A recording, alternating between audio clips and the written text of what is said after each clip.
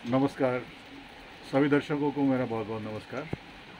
मेरे चेहरे पे थोड़ी खुशी दिख रही होगी, अब थोड़ी ज़्यादा इसलिए है कि यहाँ एनसीआर में बहुत लंबे टाइम के बाद बारिश हुई है। मतलब बारिश ऐसी हुई है कि कल रात से बरस रही है। बस बल्ले बल्ले हो गई अपनी। चलिए आगे की बात करते हैं।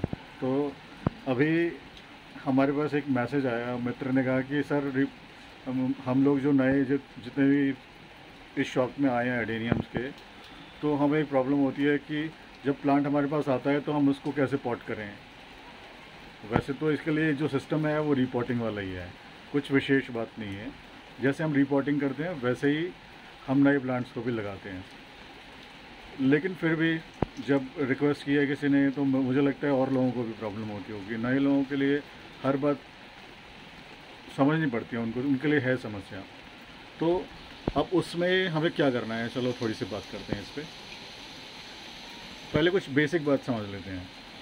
रिपोर्टिंग में हम क्या करते हैं। रिपोर्टिंग में हम जब प्लांट को बाहर निकालते हैं तो उसकी जो भी हमें बेकार रूट्स लग रही होती हैं, जो अलग फॉर्म ख़राब कर रही होती हैं, उसको हम निकाल देते हैं। उसके बाद उसके फीडर रूट्स मैक्सिमम हम निकाल देते हैं, रिड्यूस कर देते हैं। तो एक ये पार्ट हुआ। उसके बाद फिर हम उसको रेस्ट करने के लिए छोड़ देते हैं कि अब इसको कुछ दिन छोड़ दिया जाए ताकि जो भी कट लगे हैं वो हील अप हो जाएं। ये पार्ट कंप्लीट हुआ। उसके बाद फिर पॉटिंग की बारी आती है।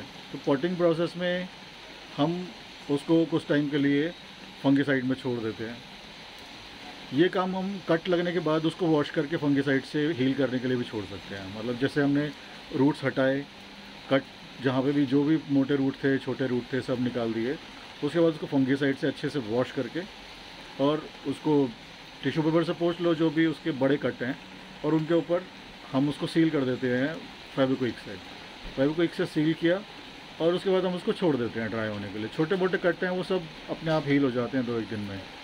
तो मौसम अगर गर्म है, बरसात वगैरह नहीं है, तो 2-1 दिन में वो सब हील हो जाते हैं।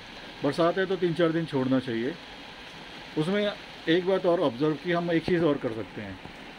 जैसे अगर हम ओपन एनवायरनमेंट में छोड़ते हैं तो ह्यूमिडिटी है, वो उस तरह से ड्राई नहीं होगा जो भी कट है। तो उसको हम ज़्यादातर, अब स्थिति ये हो गई है कि सब लोगों के घर में एसी होता ही है। अगर नहीं हो तो चलो अलग बात है, हो तो जिनके घर में एसी है वो उसको रात भर अगर एसी वाले रूम में छोड़ दें तो जल्दी से जो भी कट हैं वो जल्दी से सूख जाते हैं। उनके सरफेस अगर एक बार सूख जाए तो अंदर से हील होने में आसानी हो जाती है। अदरवाइज़ वो वहाँ से सिंक करके अंदर चले जाते हैं। वो जो कट पार्ट होता है वो पिचक जाता है, अंदर की तरफ चला जाएगा। तो वो उसकी मैं बात कर रहा हूँ। तो इस तरह से हमने उसको कुछ दिन छोड़ दिया, हील हो गया, सब कुछ हो गया। तो वो ये प्रोसेस हम करते हैं। लेकिन जब हम प्लांट हमारे पास आता है तो वो ये सारा प्रोसेस होकर आता है उसके ऊपर। तो हमें कुछ नहीं करना, हमें तो अब उसको पॉट करना है। तो अब उसको पॉट करने के लिए हम क्या करें। उसको पॉट करने के लिए उसको हम पहले तो 1-1.5 घंटे के लिए फंगिसाइड पानी में डालेंगे। पहले तो प्लांट जब आए ना हमारे पास, बॉक्स खोलो, उसको छोड़ दो, हवा लगने दो 2-4 घंटे, ऐसे ही छोड़ दो, बस कुछ मत करो। क्योंकि हमें मान लेना चाहिए कि प्लांट आया है, झटके लगे हैं, कहीं ना कहीं हो सकता है कुछ इंजर्ड हुआ भी हो, क्योंकि कई बॉक्स टूटे हुए भी आते हैं हमारे पास, दब जाते हैं कई बार। अंदर बेशक थर्माकोल लगा हुआ हो लेकिन फिर भी प्लांट को डैमेज होने के चांसेस होते हैं। तो उस झटके वगैरह लगने के बाद हम मान लेते हैं कि चलो शायद कोई इंजरी हुई हो, तो इसलिए 2-4 घंटे छोड़ दिया हमने। फिर 1 घंटे के लिए उसको लगभग फंगिसाइड के पानी में डाल के रख दो। फंगिसाइड का घोल बनाओ, 2-3 ग्राम पर लीटर ले लो। 2-3 ग्राम फंगिसाइड पर लीटर में मिला ली। तो उसमें आप साफ़ ले लें तो बेटर है, क्योंकि उसमें कॉन्टैक्ट फंगिसाइड भी है और हमारा सिस्टमिक फंगिसाइड भी है।